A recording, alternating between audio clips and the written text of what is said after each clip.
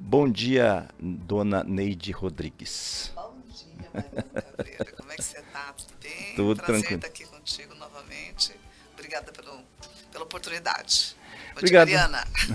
Bom dia, Neide. Obrigado. Ô Neide, você é presidente do Sindicato dos Bancários de Campo Grande e região. Campo Grande região, porque nós representamos 27 municípios. 27? 27 municípios. Então, assim, é uma extensão, né, grande, porque aqui no nosso estado está muito distante. E aí, quando a gente diz isso, o pessoal, por exemplo, de Sindicato de São Paulo, por exemplo, que é um sindicato com um número elevado de associados, de representação, eles conseguem fazer, porque é tudo perto. Aqui a gente vai para Costa Rica, por exemplo, você roda quase 500 quilômetros, né? Costa Rica faz parte da base sindical? Faz Costa Rica, faz Sonora, Coxinha, aquela região toda. Depois a gente vem aqui para Miranda, aqui da Uana, Jardim? Jardim. Ô, doido. É bem, Tem que. bem extenso. Tem muitos. Para você discutir uma pauta de reivindicação, faz visita a toda a base? Faz. Hoje. A gente costuma fazer o seguinte: Campo Grande é mais fácil, porque você chama uma assembleia, você consegue organizar e fazer visita nas unidades. Quando a gente precisa fazer visita ao interior, a gente faz agência por agência e faz reuniões em polos. Tipo assim, em Coxinha a gente tem uma concentração maior, Jardim, São Gabriel do Oeste, aqui da UANA. Então, essa região a gente reúne os bancários e bate um papo e aproveita para fazer uma confraternização. Isso a gente faz todo ano. É um trabalho difícil, não é?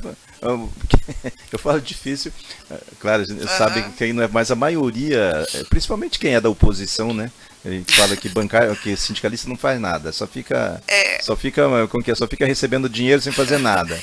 E ele acha também, às vezes as pessoas acham que o sindicato só trabalha na database, né?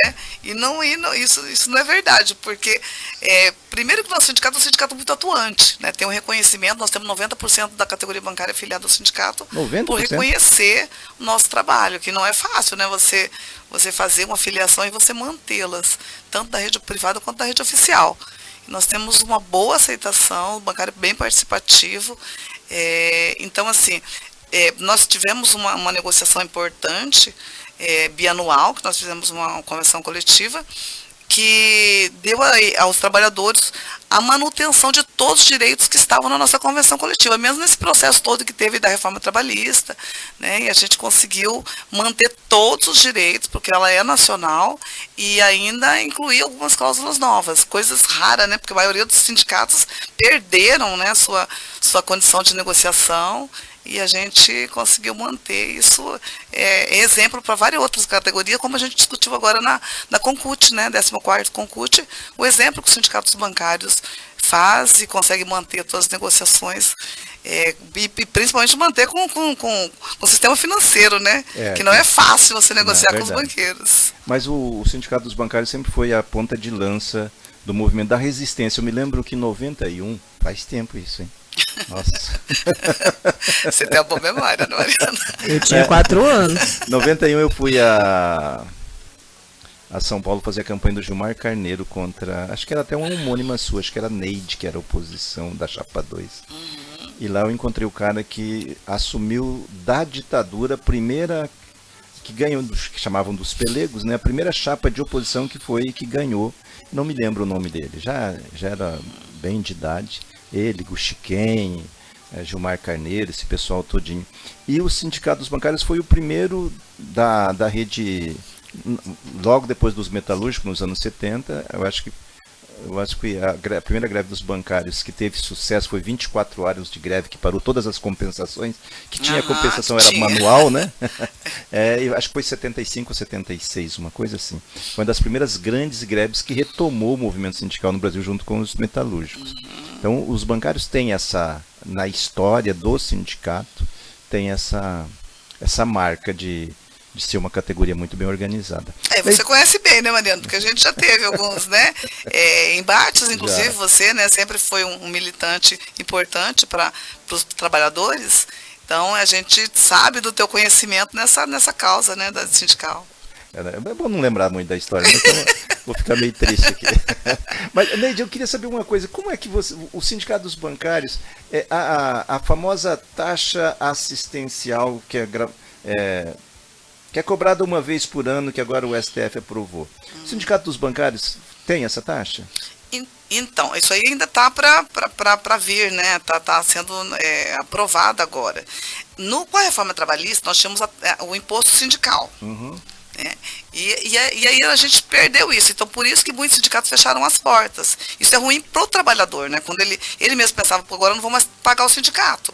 Mas aí ele não sabe da pegadinha que tem por trás. Você não paga o sindicato, não tem sindicato, como é que você vai fazer uma negociação individualizada? Você não tem força para isso. Não tinha mais nem aquela ida quando você era demitido ao Ministério do Trabalho para ver se estava tudo certo, né? Fazer com o patrão lá, né? E nem a homologação não era mais no sindicato também. Não é, né? Ainda continua não sendo. Então, assim, nós criamos sindicatos bancários, nós criamos uma contribuição negocial.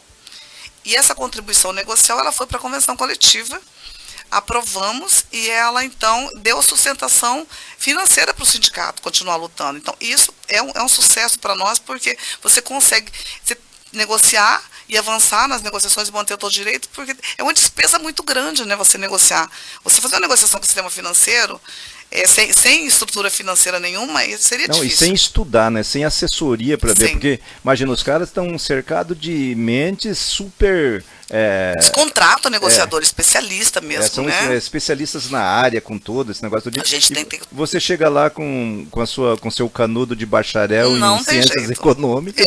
Você tem que ter também uma assessoria técnica e jurídica muito forte. As negociações, Mariano, elas começam bem antes, né? A nossa database é setembro, a gente começa a negociação e começa a organização em janeiro já, para a gente poder chegar lá naquela database e você ter condições de realmente avançar. Com a reforma trabalhista, a gente tem aquela questão da ultratividade, que antes a gente continuava negociando, as garantias todas estavam garantidas, né, tudo aquilo que tinha na CCT. Com a reforma trabalhista você perde isso. Se você não negociar até a data base, no mês seguinte você não perdeu tudo que estava na convenção coletiva. Então, a responsabilidade do sindicato de fazer com que a gente consiga fechar a negociação até na data base foi muito importante. E essa contribuição negocial ajudou muito o sindicato, porque só a mensalidade não tem condições, porque você tem toda uma estrutura. E isso foi exemplo para várias outras categorias que a gente tem discutido, que deve isso entrar numa pauta específica, né, com as centrais sindicais que está discutindo, para que tenha essa contribuição. Agora, vindo a taxa assistencial, já ajuda, né, porque aí você discute também com o trabalhador e ele faz opção. Se você tem trabalho demonstrado, com certeza que ele não vai fazer oposição à contribuição. Neide, vamos falar um pouco da categoria. Teve época que a gente ia no banco e eu falava com o meu gerente. Né? Você ia lá, discutia o cheque que voltava, como é que ele podia cobrir, né? Se ele podia segurar um dia. Era uma coisa mais pessoal. Hoje isso não consegue mais. Houve a tecnologia que é bom por um lado, por outro lado, houve demissões, não posso dizer em massa que não tenho conhecimento, mas muita gente foi demitida e se diminuiu muito a força de trabalho. Diminuiu mesmo ou é uma substituição gradual que está acontecendo? Não, teve realmente muitas demissões, tanto na rede privada quanto na oficial. Na oficial, lógico que são concursados, mas eles têm o sistema de PDV que os bancos implantam, né? E também tem as pessoas que se aposentam. Então, e aí não tem concursos públicos há algum tempo. Então, assim, a gente tem uma qualidade de atendimento ruim nas agências bancárias mesmo. A culpa não é do trabalhador.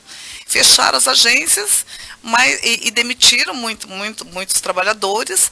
E aqueles trabalhadores que estão ali na agência, que ele pode dar o atendimento que você tinha ano passado, sim, com certeza, Mariano. O que ocorre é que os bancos estão pressionando muito para cumprir as metas e vendas. Então, o bancário passou a ser um vendedor.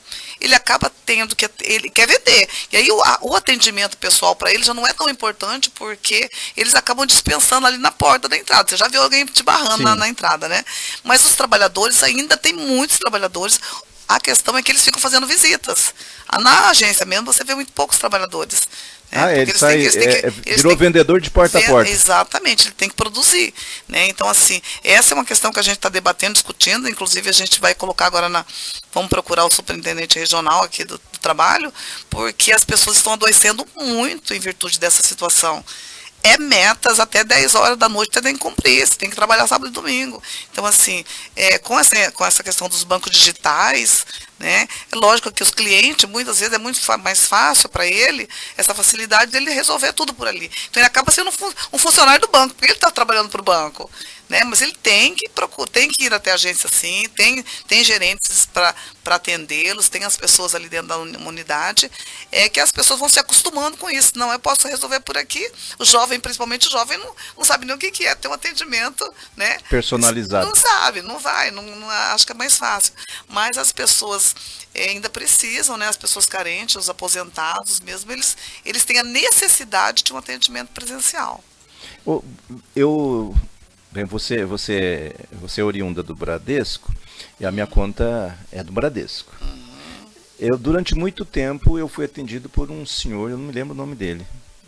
Era meu gerente, enfim. Também, se eu lembrasse, não ia falar o nome dele aqui, né? Vai que... Mas eu sempre ia lá, pedia, falava, chamava pelo nome, ele vinha, sentava, me atendia. Das últimas vezes, é um bando de jovens que poderiam ser meus netos, né? E com isso, eles atendem, né, tem a triagem na porta, eu falo, eu quero falar com o gerente, aí eu invento, quando eu não quero, eu falo que é uma coisa que ele não pode resolver lá. Ou eu quero falar de consignado, ou quero fazer um saque acima do limite, o que não é verdade, mas aí eles me colocam para falar. E de fato o atendimento muito rápido. É bom, são simpáticos, são bem treinados e tal, mas não tem mais aquela empatia que tinha o outro gerente, que era de cabelos brancos, que sentava, que falava, como é que vai o senhor?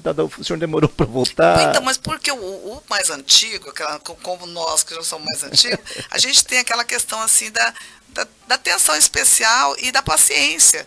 Seja o que acontecer, você precisa do trabalho e você fica. O jovem hoje, a maioria, não. Ele não tem medo de arriscar. Então, ele está ali hoje. Se acontecer qualquer coisa com ele, hoje eu não vou mais, vou para outra empresa, né? Então, você vê que a rotatividade é muito grande. E além do banco pressionar para demissão, ele entra na expectativa de que o ser bancário é diferente, né? E aí ele entra nos primeiros meses, ele tá tudo bem, rapidamente o banco dá uma promoção para ele para ser gerente, porque aí ele tem para trabalhar 8 horas e não 6, com a remuneração um pouquinho só de melhor, e aí ele se empenha mesmo, ele trabalha o dobro do que aquele outro que está mais antigo ali, mas rapidamente ele adoece também, porque ele percebe que ele fez no primeiro mês, no segundo, terceiro, ele conseguiu cumprir as metas e depois fica muito mais difícil, né? Tá todo mundo atrás de metas. Então, assim, é bem... E o seu network não é tão grande assim. Sim, Campo Grande, Mato Grosso do Sul, a gente sabe como é que é, né? Neide, esse caso de doenças, tem um acompanhamento do sindicato? Tem estatística, alguma coisa? Né? Tem uma preocupação de fazer esse acompanhamento? Nacionalmente, a gente tem um número dos bancários como um número elevado, é um número de todas as categorias, é o número que mais adoece mentalmente. E isso a gente não tem registro, talvez as outras categorias também tenham muito mais, mas não tem um registro, né? Mas o sindicato emite a CAT, a Comunicado de Acidente de Trabalho, quando o bancário procura o sindicato, nós temos assessoria jurídica para dar orientação, e nós temos um secretário de saúde, que é uma coisa nova no sindicato, que a gente não tinha essa secretaria, e hoje nós temos uma secretaria específica para cuidar dessas questões, não só a doença mental, mas qualquer problema que o bancário venha a ter, para dar esse atendimento. Então, ainda não tem um estudo de produzir estatística. Aliás, até porque o trabalhador procura muito pouco o sindicato nessas questões, né?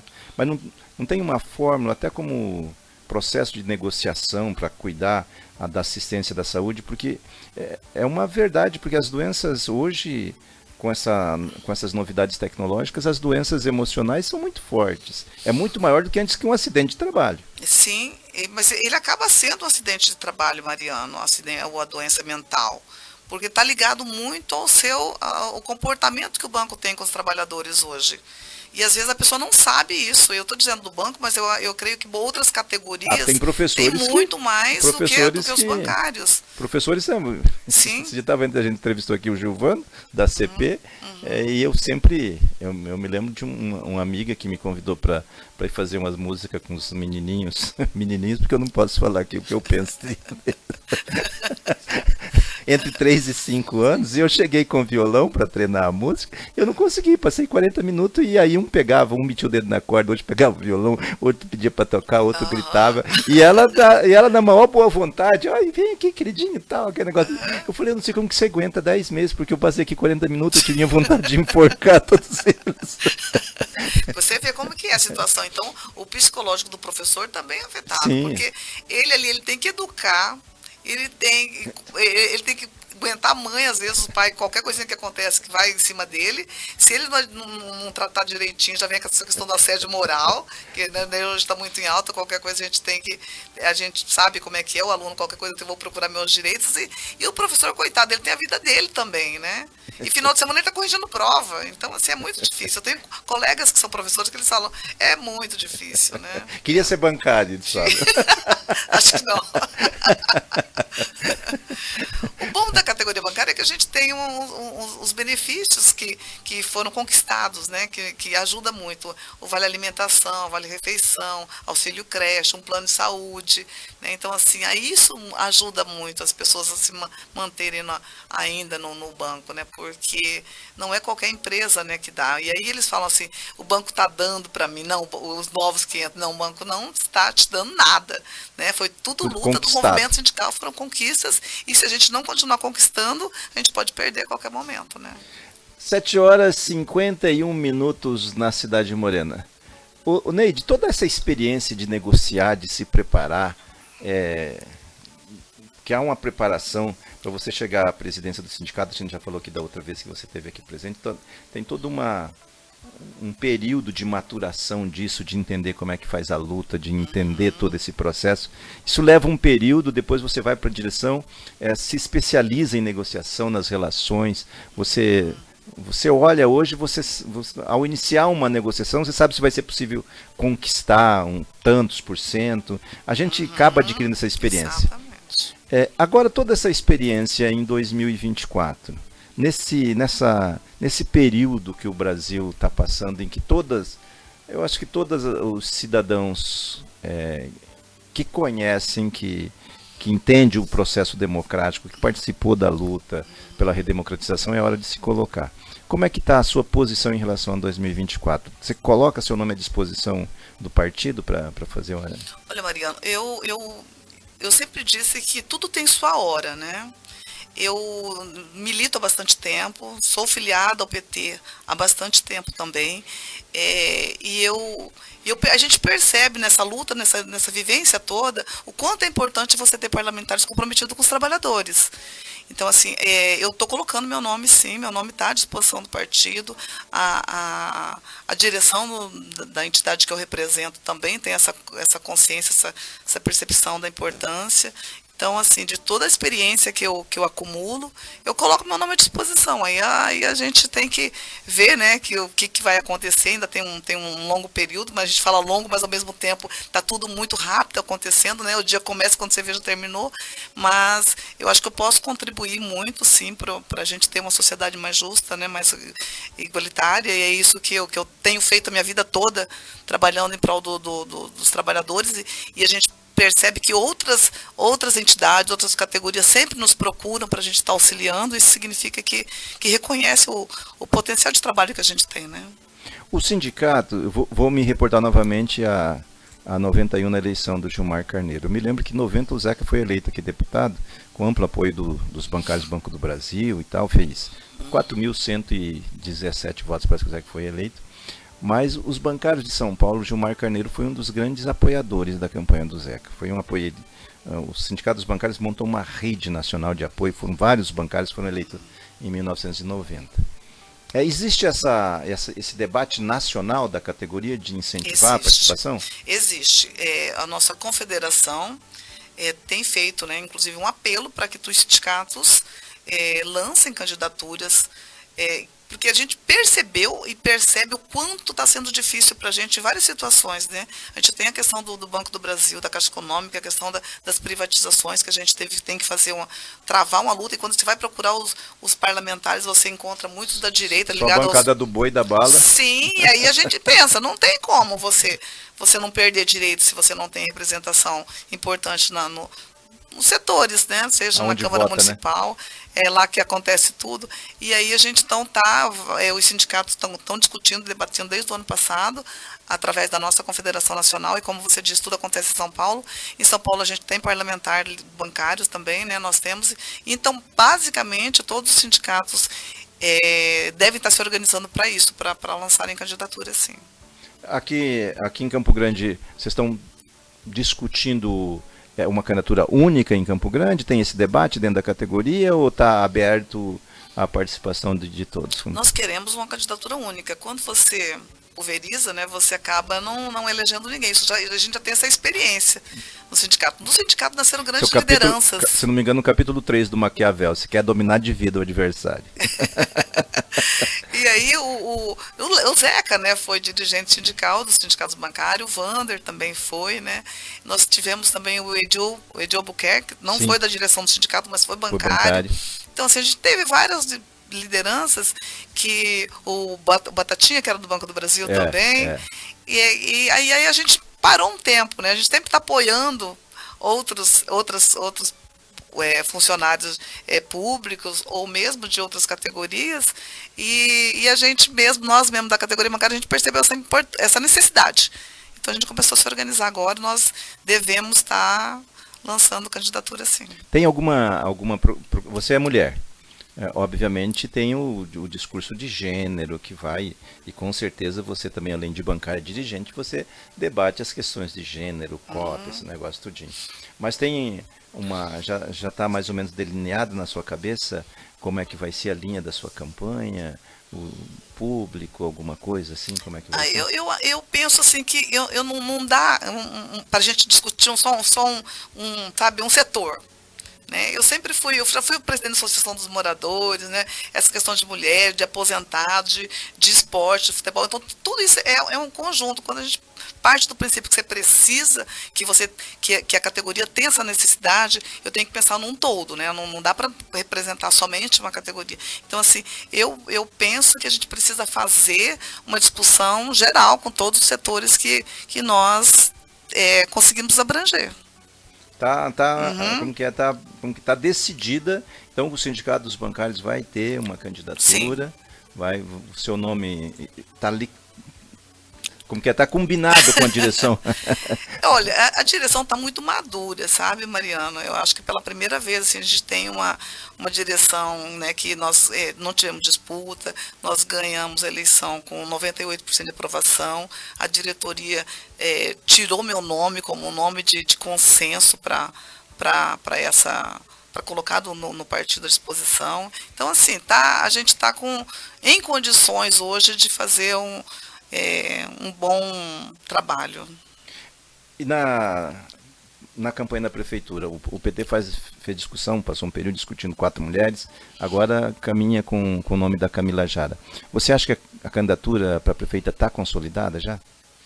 Eu acho que está sim, já foram vários debates, vários encontros, que as mulheres se colocaram à disposição pela primeira vez do partido. Isso é muito importante, né? A gente ter quadros importantes no PT para se colocar à disposição, e um consenso entre as mulheres mesmo no nome da Camila. A Camila é uma jovem, né, que vem se despontando no Estado, tem feito um bom trabalho, é um bom nome, e eu acho que a gente tem grande chance, sim, de chegar à prefeitura. O PT sempre teve essa coisa da disputa e de fazer, e sempre a oposição, o pessoal mais à direita diz, mas vai na frente, vai crescer, vai negociar, vai fazer, e sempre foi assim. Uhum. E claro, obviamente, esses boatos continuam acontecendo. Não, mas a Camila colocou o nome só para... Porque o Lula que amplia, então tem o nome da Rose, tem o nome de não sei quem e tal, vai colocando. Você acha que existe a possibilidade, ou um acordo de bastidores lá para março, abril, de ver quem que está melhor nas pesquisas e trocar? Ou o PT caminha com essa candidatura? Pergunta difícil, né, Mariana? Porque na política tudo acontece. Tudo acontece, né?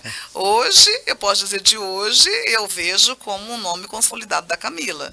Mas né, nada é impossível. Eu acho que o PT sempre trabalhou assim, né, de você ampliar, de você ter condições de viabilizar. O Lula trabalha muito assim, né? O Wander também trabalha nessa questão de estar dialogando com todos, mas hoje eu digo que o nome da Camila está consolidado, é um nome importante para nós, dificilmente vai ter um recuo dessa candidatura.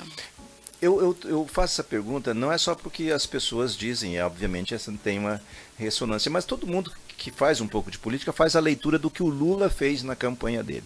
Ele não conseguiu ampliar para partidos da direita a aliança que o elegeu. Ele foi no limite com o Alckmin, mas ele trouxe o Alckmin para o PSB, um partido aliado, para representar essa aliança de direita.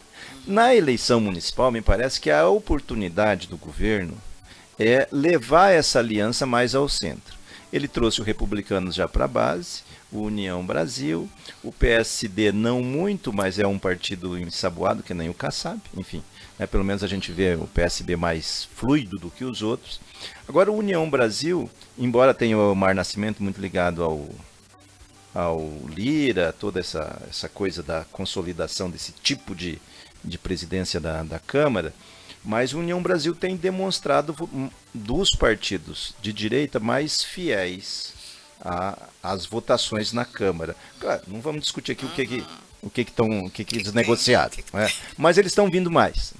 Nesse sentido, faz muito sentido uma ampliação com a Rose Modesto aqui, né? Se o Lula prevê e se o PT tiver ainda na luta da defesa da democracia, que eu acho que hoje, a hora que você chegou, a gente estava vendo a pesquisa da Quest, que é um instituto bancado pelo mercado financeiro e tal, essa coisa toda, mas que essa questão da democracia não está resolvida com a inelegibilidade do Bolsonaro. Né? Isso ainda tem muita gente que defende golpe, que defende uma série de outras coisas tal, e que é o neoliberalismo, se é que pode chamar o Guedes de neoliberal, porque ele foi um predador do capitalismo mesmo com as empresas, com as empresas públicas, que ele queria vender tudo. Então, se essa tese estiver correta, faz muito sentido uma aliança de quem tiver melhor, a Camila ou a Rose. Por isso que eu faço essa pergunta.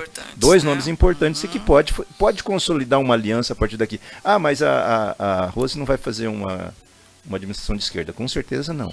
Mas, com certeza, a Rose é uma pessoa democrática. Eu acho que você faz uma avaliação importante, Mariana. Eu acho que a gente tem que ter essa consciência. E muita gente não fala, não temos que discutir. Você sabe como tem, às vezes, os radicais, né, de ambos os lados, mas eu penso sempre que a discussão passa por aí, sim. A gente precisa dividir também, a gente precisa dialogar, precisa estar junto. Quando você fala, não, é só o PT puro aqui, não é assim que funciona, não é assim que a gente consegue administrar. Então, a Rose é um bom nome, sim, sempre tem um bom trabalho, né, está no governo também. Eu creio que, assim, por enquanto, a minha visão política é que a Camila caminha para ser a nossa. Mas isso não impede, claro, que de jeito nenhum, Rose vindo, estando bem também, acho que amplia, né? A gente consegue ter uma condição melhor, inclusive, de estar juntos, somando, e duas mulheres guerreiras, né? A gente tem tantas mulheres hoje, e teve tempo que a gente não tinha nada, né? Que a gente lutava, precisamos de lideranças femininas, e hoje a gente tem quadros importantes. Desculpa te interromper, mas você me fez lembrar, a primeira vez que saiu as cotas, eu era presidente do PT, você acredita que eu tive que negociar com os maridos das mulheres para liberá-las para serem candidatas? Acredito! Fora de brincadeira. Hoje, lembrando isso, eu lembro e falei assim, que papel que eu cumpri, né? Mas se não fizesse isso, não tinha candidato. E ontem eu conversava com outro partido, que até me procurou para a gente bater um papo, e aí conversava com as mulheres, dizia assim, o quanto que é importante as mulheres se organizarem, a gente está batendo um papo, sair para conversar, porque era coisa só de homem, né? Os homens têm o direito deles, as mulheres também precisam ter um dia na semana, pelo menos, se você sair, descontrair, tomar um vinho, bater um papo, é tão bom isso, porque a gente se sente melhor do que você sai do trabalho, você vai para casa, cuida de criança, e sempre a mesma coisa. Então, a gente não, e quando vai sair, sai com o namorado ou com o marido, né? E até a ministra fez uma fala na 14ª Ministra das Mulheres, né, Cida Gonçalves, no encontro que a gente teve agora da 14º Concute, e ela dizia isso, os homens precisam ajudar, né? Não é só pegar no domingo e fazer o churrasco. Pega a carne, joga o sal grosso em cima, bota na churrasqueira, pronto, eu fiz o meu papel, né? Não é só isso, né? 8h04, a última pergunta para a gente fechar. O governo, pegar um pouco da pesquisa Quest, e você deve dominar muito mais isso que nós aqui. O terceiro trimestre teve uma queda, uma desaceleração na economia. E um dos fatores que a Quest coloca, e aliás que veio outros analistas aí, é a demora que a Câmara Federal está tendo para aprovar o arcabouço, a reforma tributária, a direção da Caixa que o presidente lá quer nomear, né, a Funasa, tem alguns debates ainda que ainda não foram arrumados. Então isso deu uma esfriada no otimismo do crescimento. Então tem uma ligeira queda, 2 pontos, e aí a Quest coloca como queda, tal, de 5 pesquisas, a tendência de queda. Você acha que o governo está no rumo certo nas negociações, na política econômica, Neide? Se fosse 0,5%, eles também estariam falando. É assim, você não pode cair. Não, o governo está no rumo certo, sim, a gente tem percebido, né, o quanto em poucos meses a gente tem visto a melhoria de tudo, né, na população, na habitação, nos alimentos. O problema está sendo essa queda de braço, realmente, principalmente em cima da Caixa Econômica Federal, né, que hoje nós temos uma mulher bancária, inclusive, que está na presidência, apoiada pelo movimento sindical, e de repente dá uma insegurança quando você vê a insistência de querer, e aí não é só a presidência que eles querem, né? Que é porta eles fechada. Porta fechada. Então, assim, é muito difícil para uma negociação. A gente sabe que negociações têm que acontecer, todo mundo sabe que sempre existiu, mas assim, dessa forma como está acontecendo, isso dá uma insegurança. E tem o Banco Central também resistente, né, às taxas de juros que a gente tem feito, né, esse movimento todo. E aí, então, isso tudo dá, de certa forma, um movimento contrário, né, ao Lula. Como você diz, o bolsonarismo ele está aí muito, muito ativo ainda. Então ainda tem muitas fake news. Todos os dias você tem que combater, todo dia tem mentiras. E tem pessoas que buscam a verdade, tem pessoas que não, aquilo ali já se torna uma verdade. Isso eu tenho na minha família, né, que vê uma coisa, nossa, mas está acontecendo isso. Então aquilo ali vai esparramando de tal forma que amedronta as pessoas. Mas os investidores estão, você percebe que o Lula está muito bem fora do país, principalmente, né, internacionalmente, muito bem avaliado, e isso é bom para nós, menos de um ano de mandato, uma construção positiva. São 8h07. Neide, vamos encerrar por aqui a nossa entrevista. Vou deixar você com o microfone aberto para você se despedir, dizer dessa nova etapa. Porque não se engane não, é um outro processo de aprendizado à candidatura. Tem muita coisa para ser aprendido nesse 1 ano. É dedicação exclusiva. Fique à vontade para se dirigir. Então, eu peço que os ouvintes, eles possam analisar, né, o perfil de cada candidatura, que eu acho que isso que é muito importante. A gente precisa saber em quem está votando, porque muitas vezes você vota porque é indicação de um de outro, mas você não conhece, você não foi atrás do histórico daquela pessoa de luta, de comprometimento, o que é que ela quer realmente, qual é a necessidade de cumprir aquele papel que é defender os direitos da população, da sociedade daquele município. Então, assim, eu acho que é isso. É um desafio mesmo, Mariana, a gente sabe disso, porque quando você está no movimento sindical é uma coisa, quando você parte para uma associação de moradores é outra, e muito mais difícil ainda é você conseguir passar a sua mensagem para uma população como a de Campo Grande, né? Então, assim, é dizer para as pessoas pensarem bem antes de votar e votar consciente. A gente tem uma república, uma democracia é relativamente nova. Em 89 nós votamos a primeira vez para presidente da República. Eu votei a primeira vez para presidente da República, eu já tinha 30 anos. Então tem muita gente que hoje já votou várias vezes, parece que é um tempo enorme, mas não é não. Quando nos comparam com a Europa ou com os Estados Unidos, eu fico muito furioso. A Europa tem milênios de história, os Estados Unidos, o sistema deles tem mais de 500 anos, nós temos 40 anos de democracia, então é incomparável. A gente tem que aprender e eu espero que cada eleição é um aprendizado, eu não tenho dúvida. A juventude, as mulheres, né, que estão se colocando bem à frente dessa discussão, isso vai fazer com que a gente tenha um país melhor. Com certeza.